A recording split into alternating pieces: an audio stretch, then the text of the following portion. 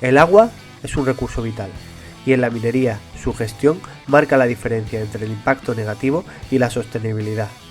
En este episodio del Filón exploramos la compleja relación entre agua y minería, cómo las operaciones mineras dependen del agua y al mismo tiempo cómo estas operaciones pueden preservar y mejorar su calidad.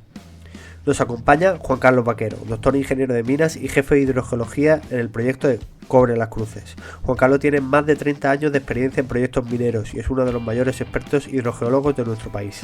Charlamos de innovaciones para reducir el consumo hídrico, tecnologías que devuelven el agua más limpia al entorno y cómo la minería del futuro está apostando por la sostenibilidad y la mejora del medio ambiente. Vamos a descubrir cuál es el filón de Juan Carlos Vaquero.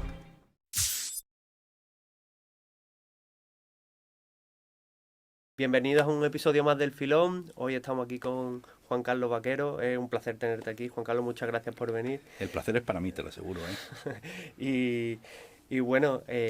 Hoy vamos a hablar de agua, tan importante en la minería como en la vida en general, y la verdad que es un tema súper interesante.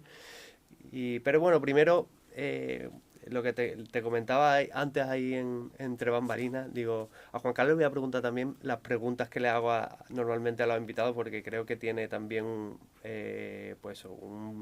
una trayectoria profesional muy interesante, y quería preguntarte por las preguntas típicas clásicas del filón, que son, la primera es, ¿cuál es tu filón, Juan Carlos? Si te refieres a filón como afición, como lo que más me gusta en el mundo, pues es mi familia, eso es lo primero. Pero he de reconocer que yo soy minero por vocación. O sea, a mí la minería es vocacional. Y el tratamiento del agua es por gusto.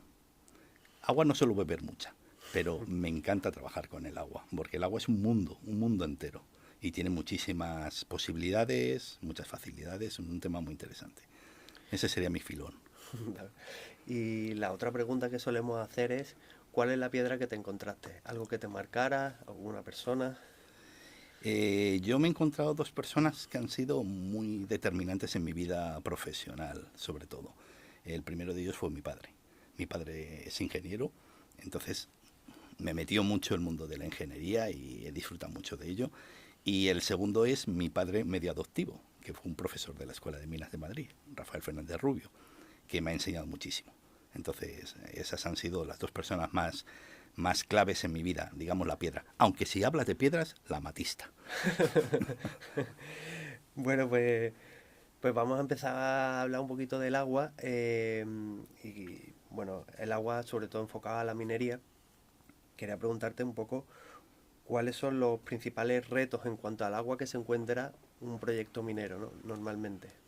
Bueno, el principal reto es incluso la opinión pública. El agua no está muy conocida, no se sabe realmente sobre ella. Entonces la gente tiene miedo. Cuando relaciona agua y minería piensan en contaminación, piensan en aguas ácidas. Eso es el primer reto, el poder enseñar a la gente que no es así, que la minería no es agresiva. Somos agresivos nosotros si lo hacemos mal. Lo que hay que hacer es tratar bien el agua. El agua es un recurso más, un recurso mineral más. Entonces, si nosotros extraemos cobre, zinc, plomo, distintos minerales, otro de ellos es el agua. Cuidémoslo porque nos va a hacer falta a nosotros o a alguien. Entonces, ese es el principal reto. Luego hay otros, retos tecnológicos, podremos ir hablando de todo ello. Bueno, pues precisamente quería preguntarte sobre eso, sobre las herramientas o las técnicas que se utilizan actualmente en minería para la gestión y el análisis, el comportamiento del agua subterránea y del agua en general. Bueno, a todo el mundo nos gusta trabajar conociendo las cartas que tenemos en nuestra baraja e intentando truquear con ellas. ¿Cómo se logra en la hidrogeología? Mediante modelos hidrogeológicos que nos permitan predecir un comportamiento futuro. Así nos logramos adelantar a los acontecimientos. Entonces, el desarrollo de modelos hidrogeológicos, que hay de muchísimos tipos y para distintos objetivos, es una herramienta fundamental para nosotros en la gestión de aguas en minería. Pero realmente lo es para todo, no solo para la minería, también lo es para la obra civil, también lo es para los abastecimientos de agua municipales, o debería de serlo para muchas cosas, incluso para la administración, para poder gestionar cómo sus usuarios están haciendo uso de ese agua, ¿no? Y hay que tener en cuenta que los modelos no solo son de flujo o de balance de aguas, también los hay de calidad de aguas. Entonces, el combinar todo ello es lo que te permite tener una herramienta muy potente. Cuidado, esas herramientas sin información no son nada. Entonces, lo primero que tenemos que tener es una maravillosa red de control, de vigilancia, y para eso también hay muy buena tecnología actualmente. ¿Qué influencia tiene la calidad del agua en un proyecto minero? Determinante. O sea, yo te diría que casi es la piedra angular. Siempre se habla de la cantidad de agua, porque lógicamente si sube mucho el nivel no podemos explotar. O tendríamos que aprender a nadar o hacer minería subacuática, ¿no? Pero realmente el factor que yo considero más determinante es la calidad. Fíjate que si nos encontramos con un agua muy agresiva, y muy agresiva no me refiero solo químicamente, sino incluso con suelos en suspensión, ya nos puede condicionar incluso los sistemas de bombeo, porque pueden ser muy abrasivos o pueden atacar al material. Ya tendremos que elegir bombas adecuadas para ese agua. Entonces, fíjate si ya para ese simple hecho de drenar nos hace falta conocer la calidad de las aguas, pero también para saber qué vamos a hacer con ellas, porque nuestra finalidad no es drenar y tirar, no, es drenar, tratar posiblemente y emplear ese agua. Entonces, evidentemente, tú necesitas conocer perfectamente esa calidad para saber cómo la voy a gestionar y qué riesgos tiene ese agua.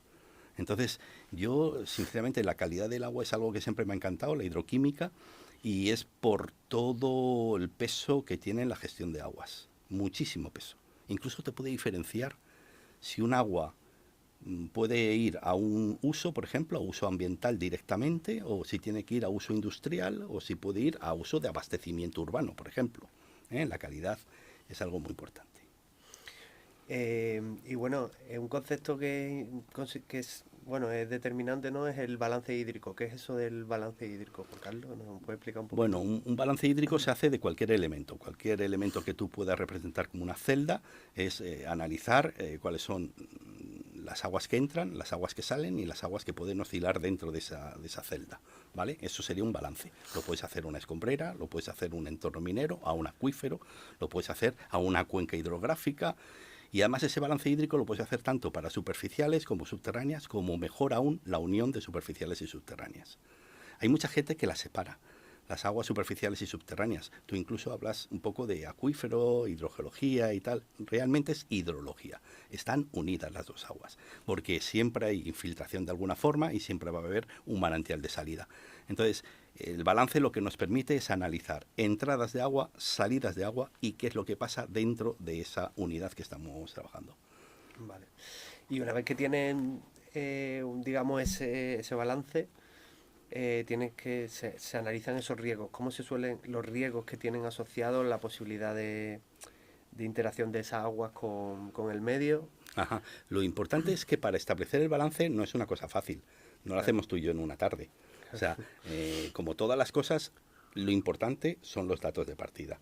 Entonces, para establecer bien un balance, tendrás que hacerte un buen chequeo de cuáles son todas las entradas que pueda haber, y seguramente a ti se te pase alguna, o a mí, pero en cambio cuando estemos los dos hablando juntos, digamos, anda, tienes razón, yo esa no había caído. Entonces hay que hacer un buen estudio de todas las entradas, salidas y qué es lo que pasa dentro. Entonces hace falta una buena red de control, tanto en las entradas como las salidas, como incluso dentro del propio cuerpo. Eso es lo primero, la información, ¿vale? Y luego, ¿qué riesgos puede haber? Pues, por ejemplo, una contaminación hidroquímica, que nosotros, por ejemplo, en una de las entradas nos venga agua muy nitrogenada, ¿de acuerdo? El contaminante, por desgracia, más extendido, los nitratos. Entonces eso ya te va a afectar a la calidad del agua subterránea, porque el nitrato es muy persistente. Bueno, digamos más que el nitrato, las variedades nitrogenadas son muy persistentes. Y luego cuando surgen por los manantiales, ahí lo tienes también. O incluso en una industria, también puedes hacer ahí ese balance, y tú tienes un agua que entra con unos nitratos, tu proceso no lo genera, pero en la salida lo vas a tener. Incluso puede que potenciado, porque tengas una evaporación, una concentración. Entonces, los riesgos que puede haber fundamentalmente, yo veo que pueden venir por parte de la calidad de las aguas de entrada, la calidad del agua dentro del propio cuerpo, porque recordemos que ese cuerpo no es una botella, no es algo inerte, habitualmente es una geología, una estructura, y el agua disuelve todo, hasta el cuarzo. Tú dale tiempo que lo disuelve todo. Entonces, lógicamente, el cuerpo también le va a dar una calidad a ese agua, ¿vale? Que es una calidad natural, no hablemos ahí de contaminación, es una calidad natural. Entonces, esos son los mayores riesgos que podemos tener, la calidad del agua de entrada, la calidad del agua que exista dentro del cuerpo y luego que no sea apta para un uso que queramos darle nosotros. Ese es otro riesgo. Yo este agua la estoy extrayendo lo que sea para tal uso y tal vez no tengo la posibilidad, es un riesgo, tendremos que tratarla. Juan Carlos es jefe de hidrogeología del proyecto de Cobre Las Cruces, que en la provincia de Sevilla. ¿Qué hace único en cuanto a hidrogeología el proyecto de Cobre Las Cruces? Bueno, si quieres explicar un poco primero qué es Cobre Las Cruces. Bueno, Cobre Las Cruces es un proyecto minero global, si me permitís decirlo, porque al fin y al cabo nosotros tenemos explotación minera. Hasta ahora ha sido a cielo abierto, ahora vamos a pasar a minería de interior. Tenemos una planta de tratamiento en la que directamente el mineral que extraemos lo vamos a tratar y vamos a sacar 4 metales, pero además ya directos para la venta, que serían el cobre, el zinc, el plomo y la plata. Y eso es lo que es Cobre Las Cruces, o sea, es un proyecto integral. Creo además que es el único proyecto integral de esta naturaleza que existe aquí en España y es muy potente. Hasta ahora solo lo hemos hecho con el cobre, ahora vamos a incorporar estos 3 nuevos metales, el zinc, el plomo y la plata. Entonces, eso es lo que es Cobre Las Cruces. Entonces nosotros el mineral no lo paseamos, el mineral según sale de la corta se puede estocar, se puede hacer, pero directamente pasa a nuestra propia planta que está in situ y lo que salen son camiones con cátodos, ¿vale? Entonces eso es algo que nos caracteriza. Y luego también que estamos a 20 kilómetros de Sevilla. Sevilla, para los que nos estén escuchando por ahí, pues no es un Madrid, pero es una enorme capital, maravillosa. Hace un poquito de calor, pero es un sitio pues muy importante, una ciudad muy importante, y tener a 20 kilómetros de distancia una ciudad tan importante, pues son retos también adicionales. Sí, recuerdo que un ingeniero, un compañero, creo que era peruano, o de un país de Sudamérica, no recuerdo ahora exactamente. Me acuerdo que vino aquí a Sevilla y vio la mina de Cobre Las Cruces y dice, Sí. pues no me lo puedo creer, yo estoy acostumbrado a tener la mina en mitad de la montaña, a kilómetros y kilómetros de una ciudad que Sí. haya más de 3 personas, ¿no? Y Sí. de repente pues se encuentra una mina a 15, 20 minutos de una ciudad como Sevilla, claro, para él era una cosa, un privilegio. Pero también eso nos pasa en España. España es que no tenemos sitios muy aislados, tal vez los Monegros o alguna zona así, pero realmente casi toda España está muy bien comunicada y está bastante bien, ¿no? O sea que, sí. Bueno, entonces el tema de la hidrogeología, ¿qué hace único a Cobre Las Cruces a ese respecto? muy bien, pues vamos a ver. Le hace único. Yo te podría decir muchas cosas, pero te voy a destacar 2 principales. La primera de ellas, y es la más conocida por todo el mundo, es nuestro sistema de drenaje y reinyección. Nosotros lo que hacemos es drenar la explotación minera en avance, o sea, exterior a lo que es la operación minera, para intentar interceptar el flujo de aguas subterráneas antes de que entre en contacto con la masa mineral. La tratamos ese agua y la reinyectamos a unos 2,5 kilómetros de distancia en el mismo acuífero. Entonces eso lo que estamos haciendo es un trasvase de aguas. Entonces mantenemos ahí un circulante. Lógicamente hay una pequeña pérdida debido al tratamiento que hacemos, que es muy exhaustivo mediante osmosis inversa, pero eso se compensa con la inyección de un agua externa. Entonces el sistema de drenaje y reinyección, que nosotros simplemente lo llamamos SDR, sistema de drenaje reinyección, yo creo que es un referente, porque además no se ha hecho en ningún sitio. O sea, es un tema muy novedoso, innovador a tope, muy potente, muy potentísimo. Hace falta tener, evidentemente, un nivel de conocimiento muy fuerte, mucha tecnología y una fuerte inversión. Entonces, el SDR creo yo que es una de las cosas principales. Pero tenemos otra característica en la hidrogeología de CLC, que yo creo que nos destaca, que es una figura, es el hidrogeólogo residente. Nosotros tenemos una figura administrativa, creo que aún no la tiene ninguna otra mina, aunque sí se está pensando en ella, que es la del hidrogeólogo residente, que es tener un profesional entre nosotros, pero que no es de la empresa, y que lo que hace es velar por los intereses comunes. Nosotros también velamos por ello, pero es una persona que representa a la administración. Él no nos reporta a nosotros. Entonces, eso puede dar miedo, pero realmente es una garantía para todo el mundo. Y yo, cuando salgo al campo, me gusta ver todas las cosas bien y me gusta que mis chicos tengan un futuro, etcétera, etcétera. Entonces, para mí también es valioso ese papel, ¿vale? Y lo que hay que hacer es trabajar muy bien con la administración, y eso también lo hacemos nosotros mucho. Ahí no espero que seamos singulares, espero que todos los proyectos mineros lo hagan, el tener una buenísima comunicación con la administración. Entonces, que yo tenga que ir a Confederación o que tenga que ir a la Delegación de Minas para hablar de un tema, eso no es ningún problema ni es nada excepcional. Pero lo que sí es excepcional es que la tengamos dentro de nuestro propio proyecto. Sí. Entonces, eso es otra singularidad que tenemos. Bueno, dices que el tema de drenaje y reinyección es único, porque si puedes explicar qué diferencia hay con lo que se hace o se hacía normalmente en cualquier otro... Claro, en cualquier sitio lo que se plantea es hacer un drenaje, extraer el agua, porque lógicamente los mineros, y tú lo sabes bien, no extraemos el mineral con una escafandra, sino que necesitamos que esté en la parte aérea, ¿de acuerdo? Y nuestra máquina poder trabajar de una forma segura y sostenible, para geotécnicamente y todo, entonces necesitamos drenar. Entonces, lo que se hace habitualmente es drenar y verter. Tal vez con algún tratamiento, pero primario. Muy sencillo. Eso es lo que se hace en muchos sitios. Gracias a Dios están cambiando mucho las cosas. Ya no sé de ninguna mina que lo esté haciendo. Todas las minas ya tratan el agua, evidentemente, porque es una necesidad. Pero es que nosotros tenemos una cosa novedosa, es que nosotros la reinyectamos en un acuífero.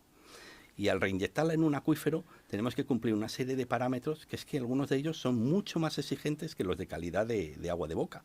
Entonces, esa es nuestra mayor, digamos, problemática en el sistema de drenaje y reinyección. No es solo bombear, es que tratamos el agua mediante ósmosis inversa, con una serie de barreras, evidentemente, para garantizar la calidad de inyección, y luego la inyectamos, lo cual tampoco es fácil. Un sondeo de drenaje no te sirve para inyectar. O sea, los sondeos de inyección tienen un diseño especial, tienen un control especial, tenemos muchos riesgos de que se entupan los filtros, que se queden colmatados, ¿de acuerdo? Tenemos que tener mucho cuidado con las presiones, o sea, tiene una serie de problemáticas también muy particulares. Entonces, por eso el sistema LSDR es muy singular, no hay nadie que lo esté haciendo ahora.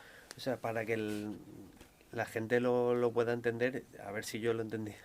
Lo que se hacía normalmente es, yo tengo que drenar la mina, dreno y vierto. Tratas un poquito y viertes. Tratas un poquito y viertes. Después eso fue, o ha ido modificándose, y ya se trata y se hace un tratamiento bastante más riguroso. Sí.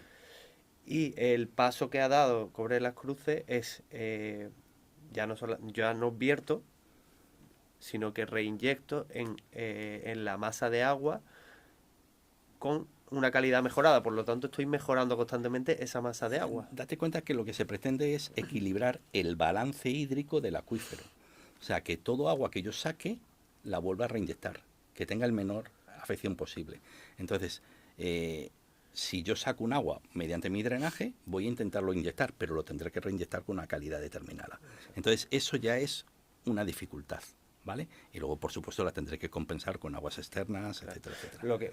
Pero claro, lo que intento que se comprenda es que esta mina está mejorando, o sea, no solamente hablamos de que no contamina, sino que está mejorando la masa de agua del entorno. Por lo está mejorando. Pues eso, que hablamos al principio, que tiene se tiene una visión de que la minería, respecto al agua, qué cantidad de agua que gastan, contaminan, vierten, todo horrible, y sin embargo este proyecto está mejorando el agua que se introduce al medio. Fíjate, antes cuando hemos hablado del balance y te he dicho de la calidad del propio agua dentro del acuífero, que podía ser mala o tal y cual, fíjate que es lo que nos pasa a nosotros. Nosotros, el acuífero está justo a techo de una masa mineral a la que nosotros queremos extraer.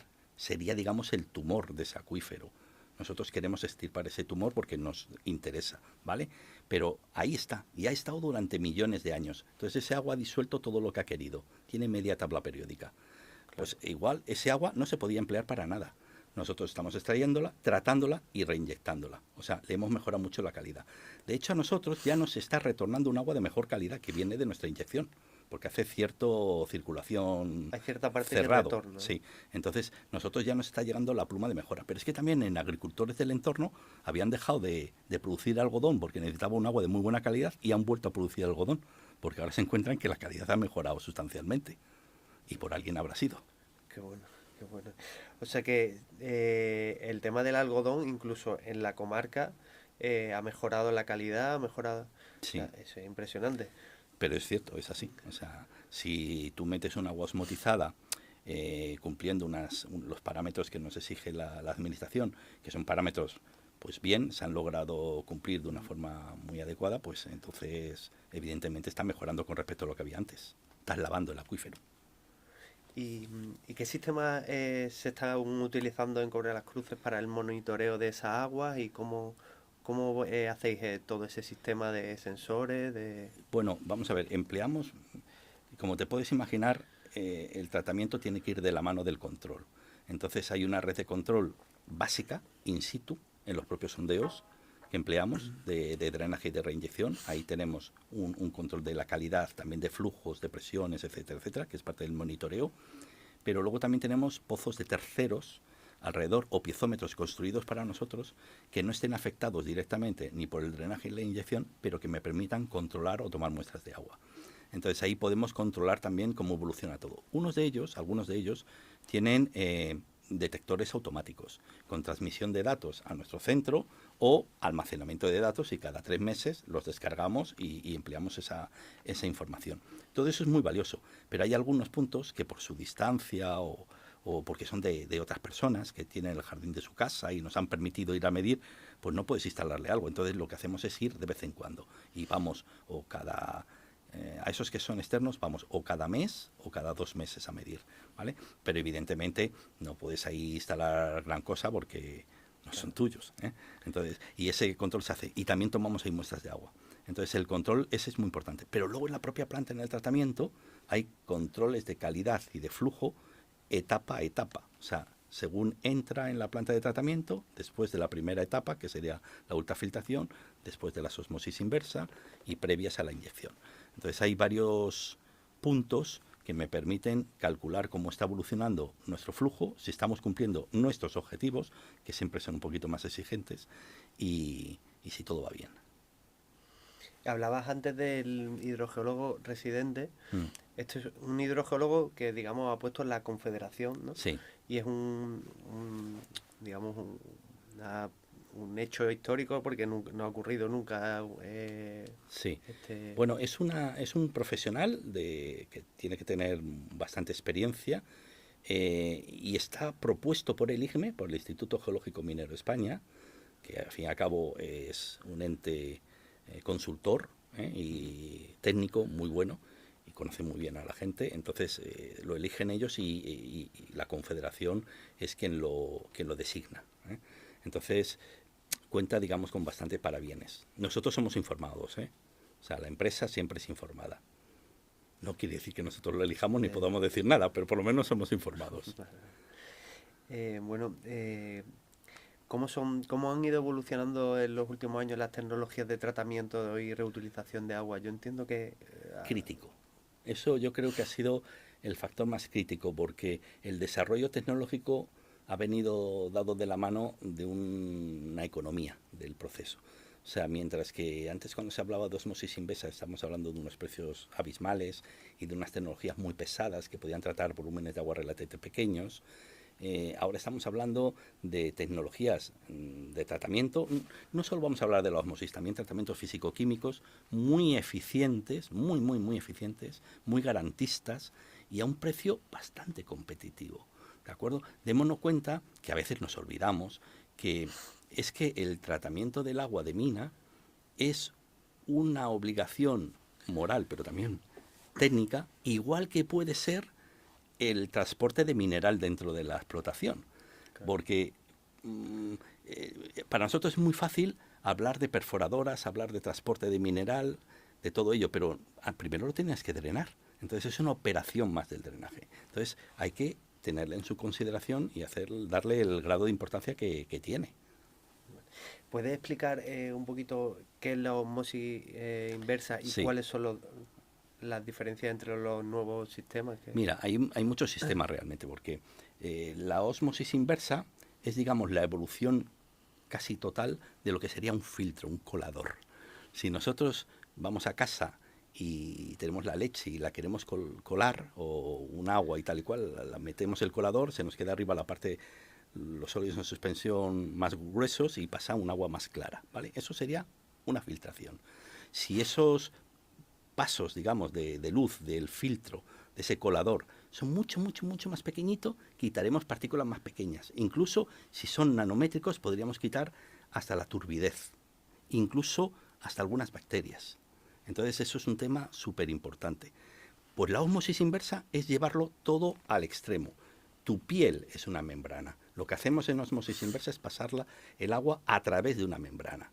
Entonces, evidentemente, esto ya lo para casi todo. Casi todo. De hecho, hay alguna molécula un poco muy grande, un poco grande que se asemeja mucho a la molécula del agua, y esa sí pasaría. Pero son muy pocas. Entonces, es el mejor filtro. Pero claro, es el más costoso, porque tienes que tener unas membranas que son muy costosas, que van a tener una vida media X, y que además vas a tenerlas que someter a una presión y a unas condiciones importantes. Entonces, la ósmosis inversa es hacer pasar un agua sucia, digamos, a través de una membrana, no de un colador. Vale. Perdón por la interrupción, solo es para deciros que lleváis la mitad del podcast. Si habéis llegado hasta aquí, es porque os está aportando valor. Quería daros las gracias por el apoyo y deciros que para seguir creciendo y mejorando el podcast nos viene súper bien que le deis al botón de suscribirse. No os molesto más, seguid disfrutando del episodio.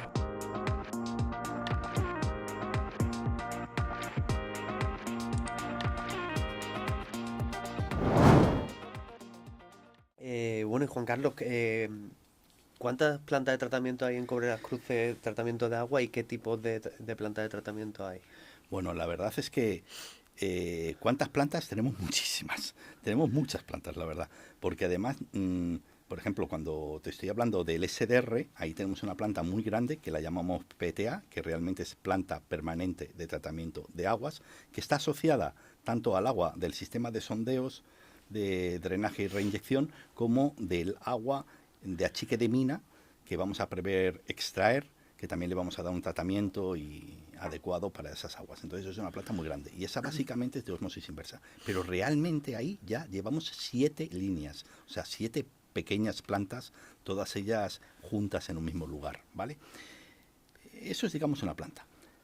Pero tenemos más plantas muy interesantes. Tenemos, por ejemplo, otro abastecimiento alternativo, que es el que procede ahora mismo de la Edar de San Jerónimo de Sevilla, que próximamente cerrará, y entonces nos abasteceremos desde el aluvial del Guadalquivir, que es una planta también muy singular, porque evidentemente un agua residual actualmente no es el mismo tratamiento. Ese agua tiene que cumplir un Real Decreto de reutilización de aguas residuales, en el que está autorizada la reinyección como una solución ambiental para darle un uso a esas aguas que nosotros aprovechamos. Así además beneficiamos al acuífero, porque recuperamos un agua que se iba a tirar al mar.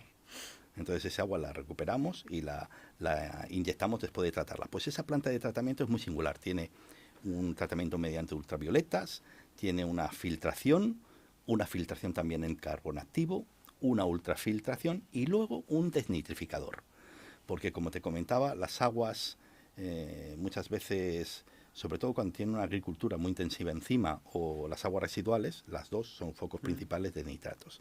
Entonces nosotros los nitratos los tenemos que eliminar. Esa planta es muy, muy singular, y para mí yo creo que es una pieza importantísima en nuestro puzzle, ¿vale? No tiene que tratar demasiada agua, pero la tiene que tratar con mucha garantía. Y muy bien tratada, ¿vale? Luego tenemos otra planta, por ejemplo... Perdón, Juan Carlos, ¿ese agua después se reutiliza? Ese agua la podemos reutilizar porque realmente tenemos dos plantas paralelas, no son iguales pero son muy parecidas. Una de ellas es para abastecimiento alternativo a nuestra planta hidrometalúrgica, ¿vale? Y la otra de ellas para complementar las pérdidas que pueda tener el sistema de drenaje y reinyección mediante su tratamiento de osmosis inversa, compensarla y reinyectarla. Entonces así el balance se equilibra. Pero son dos plantas separadas, completamente separadas. Y además con sus contadores, sus precintos y sus cosas. Pero son muy parecidas, una de otra. ¿vale? Y luego te comentaba que tenemos otra planta que también es muy crítica. Hay muchas más plantas, ¿vale? Porque también tenemos otra que necesitamos súper depurar un agua. Entonces, otra ósmosis inversa para tratar el permeado y lograr así un electrolito que sea maravillosamente bueno, sin nada, sin absolutamente ningún metal ni ninguna sal. Esa es una planta también muy especial. Pero a la que me quería referir ahora es a nuestra planta de neutralización. Evidentemente, nuestra planta hidrometalúrgica va a tener una purga. Tiene que tener una purga porque si no estaría continuamente acumulándose y eso explotaría en algún momento. Entonces tiene una purga. Es una purga muy pequeñita, pero esa purga al final va a ir al Guadalquivir, a la parte marina, mareal. Entonces, pero hay que dar un tratamiento y también ahí tenemos que cumplir unas condiciones de calidad muy importantes. Ahí tenemos una planta estupenda, que es una planta, la llamamos nosotros de neutralización, pero no solo es neutralización, es también precipitación, también tiene filtración, tiene tratamiento físico-químico, o sea, es una planta muy, muy completa. Tiene muchos controles asociados para garantizar que siempre cumplimos el vertido, ¿vale? Y que además no afectamos a la calidad del medio receptor, porque hacemos controles tanto aguas arriba como aguas abajo, como nuestro propio vertido, y llevamos haciéndolo muchísimos años para tener, y además no lo hacemos nosotros, lo hace un tercero, una ECA, para tener constancia de cuál es la posible afección a ese medio. Se controla tanto el agua, como los sedimentos, como la biota que puede existir, o sea, es un tema muy, muy completo. Entonces las plantas están siempre muy controladas también. O sea que cobrar cruces de la planta, eso, intento entenderlo yo para que lo entienda la gente, porque Cobras Cruces tiene una planta, de esa planta hay una purga, que esa agua se va a verter al Guadalquivir, pero previo al vertido al Guadalquivir, ¿no? Sí. Se trata hasta unos parámetros que son los autorizados para el vertido. Autorizados, y ese control lo hace una entidad colaboradora de la administración y controla perfectamente que ese vertido, o sea, por lo que... Eso se lo haría cualquiera, ¿eh? A nosotros no es nada especial, eso se lo haría a cualquier empresa. Evidentemente nosotros también llevamos nuestros controles. La administración hace sus controles con su periodicidad, nosotros los hacemos con una periodicidad mucho más corta para nunca llevarnos sorpresas, lógicamente, y siempre ajustar todo el proceso. Vale. Bueno, no es igual, pero sí que hay hay mucha polémica con el tema de la mina del Alcollar que va a abrir y con el vertido al Guadalquivir. Al final, pues será un sistema muy parecido. Sí, estoy seguro. Estoy seguro. Yo sinceramente no... siempre hay alguna oposición y tal y cual, pero muchas veces parte del desconocimiento. No puedo pensar que nadie haga mal las cosas. Entonces, estoy convencido que la administración les va a poner pues unas condiciones muy semejantes a las nuestras, o así debería de ser, y que la empresa lo va a hacer perfectamente bien. O sea, porque además van a verter a nuestro mismo medio, o sea, también al Guadalquivir en la parte mareal. O sea, es marítimo terrestre, de hecho, ese territorio. O sea, que estoy seguro que lo van a hacer bien. Con los mismos controles, todo, seguro. Entonces, ¿cómo está influyendo esa legislación ambiental en el diseño de estos sistemas hidrogeológicos? Veo que hay un control muy férreo, ¿no? Sí, y además tiende a férreo, digamos intenso, pero no es que sea mano de hierro, o sea, puede parecer férreo cuando tú estás acostumbrado a no hacer nada, pero si estás acostumbrado a hacer cosas, ves que muchas de esas cosas que te piden pues pueden ser razonables. Entonces, y además parten de un cierto consenso. Muchas de ellas no vienen de Europa, cuidado. Muchas de ellas no es que aquí se las hayan inventado, vienen de directivas europeas de aplicación. Esas a mí, personalmente, me dan miedo, porque pueden proceder de algún país donde no tenga nuestra misma temática. Y eso nos ha pasado, con algunos parámetros. No te explicas y por qué te piden esto, y es porque viene pues de Finlandia o de tal y cual, que ahí tienen otro tipo de aguas, otro tipo de rocas más ígneas, granitos, etcétera, etcétera, ¿no? Entonces, bueno, hay cosas, ¿no? Pero la directiva es muy importante.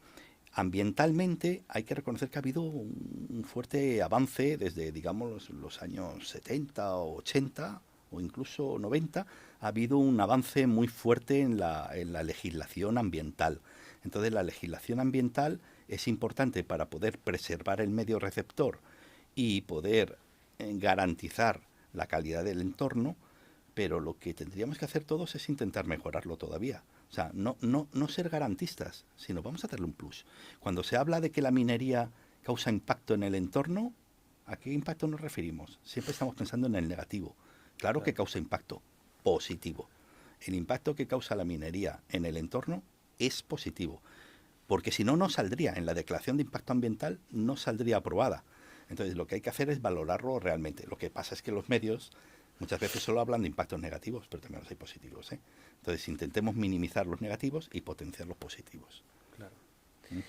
Que, cambiando un poco ya, hablando del modelo hidrogeológico, ¿qué indicadores clave se utilizan en un modelo hidrogeológico para, bueno, ver si está funcionando realmente lo que se ha calculado o lo que... Bueno, vamos a ver. Una cosa es muy sencilla. Tú tienes que... Tú el modelo es para que sea predictivo, pero al final, para verificar que algo ha sucedido, lo que tienes que fijarte es en tu red de vigilancia y control. Ahí ya no en el modelo. El modelo te ayuda a ti a gestionarlo, a ver qué puede pasar en el futuro. Pero la red de vigilancia y control es la que es crítica para ver si todo se está cumpliendo con respecto a lo que el modelo te decía, ¿vale? Entonces, ahí hay que tener muy claras las ideas. ¿Qué tenemos que hacer? Pues tener perfectamente caracterizados los parámetros que necesitamos medir, con qué periodicidad y sobre todo qué hacer si hay alguna desviación, que sería el plan de contingencias. Entonces, un programa de vigilancia y control exhaustivo y un plan de contingencias bien, razonable pero completo, es algo básico, con sus niveles de aviso, sus niveles de activación. O sea, hoy, cuidado, que este parámetro algo se va, vamos a estudiarlo. Entonces, ahí es donde estamos. Cuando alguien está hablando de un acuífero, muchas veces piensa solo en los niveles piezométricos. Entonces, evidentemente, tú tienes una previsión y tienes una realidad. Entonces, tendrás que ver si esa diferencia que existe entre la previsión y la realidad es achacable a tu gestión o es debido a algo natural, como puede ser una falta de recarga, como ha pasado estos últimos 7 años, de los cuales los últimos 4 han sido ya monstruosos, han sido sequía muy gordita. ¿Cómo ha afectado la sequía al proyecto de Cora Cruce y tanto a nivel técnico sino también legislativo? Sí. No sé si han impuesto alguna... Bueno, vamos a ver, te comento. Ha habido un plan de sequía, ¿vale? Pero primero te comento. La sequía afecta a todo el mundo. Y mucha gente no se da cuenta, porque llega a su casa y se sigue duchando igual que antes. Deberíamos de cambiar un poco el switch e intentar economizar agua, incluso doméstica, ¿vale? Porque aquí hay un problema. No hablamos de sequía, hablamos realmente de cambio climático y hablamos de cambio de valores del agua. Entonces, tenemos que aprender a gestionar bien el agua. ¿Qué ha sucedido? Durante estos últimos años ha habido muy poca recarga. Nosotros hemos visto que en nuestro entorno los niveles piezométricos han descendido. Y han descendido, además, en algunos puntos sustancialmente, porque al haber poca recarga, se han recargado muy poquito los acuíferos, pero encima los agricultores han tirado más de los pozos. Entonces, evidentemente, ahí hay un problema. No han tirado ilegalmente, porque tienen sus concesiones, pero han tirado más de los pozos. Entonces, evidentemente, ahí se ha notado. Cobre las Cruces no lo he notado tanto porque nosotros realmente hacemos un drenaje y una inyección. Entonces, precisamente los del entorno lo que han visto es que sus niveles han subido, pero es ficticio, han subido por nosotros, por nuestra inyección. Claro. Pero la recarga natural ha bajado. Entonces, si tú vas comparando un año con el siguiente, en la misma fecha, ves que al final los niveles sí que han ido un poquito para abajo, ¿vale? De hecho, se estima que va a haber un descenso en la recarga en nuestro entorno de hasta un 7%, hasta creo que es el 2032, más o menos. Esas son previsiones que ya ¿Un existen. 7% hasta eso puede parecer poquito, pero no es poco, no es poco, ¿vale? ¿Y cómo habéis gestionado esa sequía? ¿Qué diferencia? Bueno, a nosotros ese tema, como abastecimiento, no nos afecta, porque somos en parte autoabastecidos, o lo seremos, por nuestra operación minera, pero luego también contamos con un agua residual, marginal, que nadie quiere, que iría al mar, que nosotros ya hemos aprendido a tratarla y a podernos gestionar con ella. Entonces, a nosotros afectarnos, algo nos afectará, pero poco. Lo que sí es el plan de sequía. El plan de sequía, evidentemente, como toda industria, tiene un recorte. Entonces, por un lado, primero somos las industrias, luego es la agricultura, la siguiente que sufre un recorte, y la última, la que se intenta preservar siempre, como debe de ser, son los abastecimientos. ¿De acuerdo? Entonces, evidentemente, claro que lo notas. Lo que pasa es que nosotros, gracias a Dios, tenemos herramientas para gestionarlo y poder... También tenemos... Ahí es una oportunidad también de optimizar los procesos y reducir los consumos de agua. O sea, aquí todo riesgo y todo problema hay que también darle la vuelta a la tortilla y decir, es una nueva oportunidad, vamos a ver cómo va, ¿no? Lo que sí es que tiene que haber muy buena comunicación con la administración. Aquí nadie es malo, ni los de un lado ni los de otro. Hay que intentar llegar a una buena solución. Bueno, Juan Carlos, ¿cómo te dio a ti por el agua? ¿Cómo eres ingeniero de minas y por qué te especializaste tanto en temas de hidrogeología? Bueno, fue un poco casual, porque yo quería hacer una ingeniería, por lo que te dije, por la influencia de mi padre y porque yo lo mamaba en mi casa y a mí siempre me han gustado las ingenierías. Siempre me han gustado las ciencias, pero me han gustado las ciencias aplicadas, entonces eso es una ingeniería, ¿vale? Entonces el poder hacer algo, construir algo. Entonces yo empecé a estudiar minas, pero realmente mi especialidad es la de laboreo y explosivos. Esa es mi especialidad. Lo que sucede es que en un momento en concreto, pues conocí a este profesor, Rafael Fernández Rubio, y él también me conocía a mí. Entonces surgió la oportunidad de poder trabajar juntos, porque yo modelizaba en esa época, modelizaba mucho, sigo modelizando, pero yo ya no meto los números, ya lo gestiono. De hecho, mi tesis doctoral fue sobre modelos hidrogeológicos y entonces me ofreció el trabajar con él. Entonces ya ahí cambié, ya dejé Él era también hidrogeólogo, ¿no? Él es hidrogeólogo, aunque él también hizo laboreo y explosivos. Pero él fue profesor en creó la cátedra de hidrogeología en la Universidad de Granada, luego en Madrid, o sea, es un tío, ha estado trabajando muchísimo. Y entonces ya trabajé en su empresa, 19 años he estado en su empresa trabajando, en Frasa Ingenieros, y ahí nos hemos dedicado sobre todo al agua, al medio ambiente, las aguas minerales, la minería, o sea, un montón de campos que luego me han marcado mucho. También, como él era catedrático de escuela, me dio facilidades, aunque yo tenía que compensar los tiempos, para hacer mi tesis doctoral y para incluso dar clases en la Escuela de Minas de Madrid y en la Escuela también de Ciencias Ambientales. Para mí eso fue algo que me encantó, porque a mí me encanta la difusión, el enseñar. Entonces, para mí eso fue una oportunidad, me gustó mucho. Y empecé a trabajar ahí hasta que me dieron aquí me buscaron. CLC, Cobre las Cruces, era un cliente de Frasa y lo sigue siendo, de cierta forma, y bueno, me buscó y me dijeron, oye, quisiéramos que te vinieras a trabajar con nosotros. Hubo ahí un par de anécdotas y tal y cual, yo estoy muy a gusto y tal y cual. La próxima vez que vengas te voy a hacer una oferta que no vas a poder rechazar. Incluso con ese director le solté la broma, que no la entendió porque era un canadiense. Le dije, hombre, como Al Capone, ¿no? Me vas a presentar la cabeza de un caballo o algo así. Y dice, no, violencia nada. Pero él no lo entendió, ¿no? Porque me resultó curioso. Le voy a hacer una oferta que no va a poder rechazar. Y entonces pues me vine y me quedé aquí. Efectivamente, fue una oferta que no pudiste rechazar. Pero me gustó porque era ya... El problema de trabajar en una consultora es que aprendes muchísimo, pero no ves los resultados en primera persona.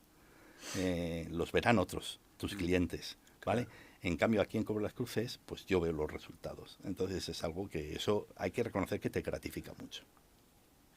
Y después pasaste a Cobre las Cruces y dejaste un poco la parte docente, ¿no? Pero tienes un podcast del agua. La dejé un poco porque sigo colaborando con la Universidad de Huelva, de vez en cuando, incluso alguna vez esporádica, muy esporádica, con la Escuela de Minas de Madrid, también con la EOI, con la escuela... Sí. La EOI también hago cosas con ellos y es algo que a mí me gusta, o sea, sigo un poquito con la docencia, pero sobre todo tengo también un canal podcast que me gusta, El agua que nos rodea. El agua que nos rodea. Que no tiene muchos episodios, pero la verdad es que son currados, porque es un tema, bueno, que yo recomiendo echarle un vistacillo porque vais a ver cosas muy curiosas sobre el agua y bueno, y se va a comprender mejor y la vamos a entender y vamos a ver sus potenciales. Y a ver si con suerte voy haciendo capítulo a capítulo, que tú ahí me vas a enseñar porque muy bien tu red, tu canal. Pues bueno, Juan Carlos, ha sido un placer tenerte aquí en el Filón y bueno, muchas gracias por venir porque ha sido un poco precipitado, pero la verdad que la disposición te lo agradezco un montón. El placer ha sido mío, eso te lo aseguro, ¿vale? Además tenía ganas de conocerte porque conocía ya tu canal, está bastante bien implantado en el mundo de la minería y además te felicito porque yo creo que es un reto, porque siempre es un reto, pero también es algo bonito el dar difusión a los temas mineros y que nos vayan conociendo un poquito más, porque es nuestro mayor, la piedra angular que tiene la minería es el darse a conocer y el mejorar la comunicación. O sea que eso es. Muchas gracias a ti, de verdad. Pues gracias y en eso estamos, intentando mejorar la comunicación y que nos conozcan un poquito mejor. Pues Muy gracias bien, por venir, Juan muy Carlos. bien.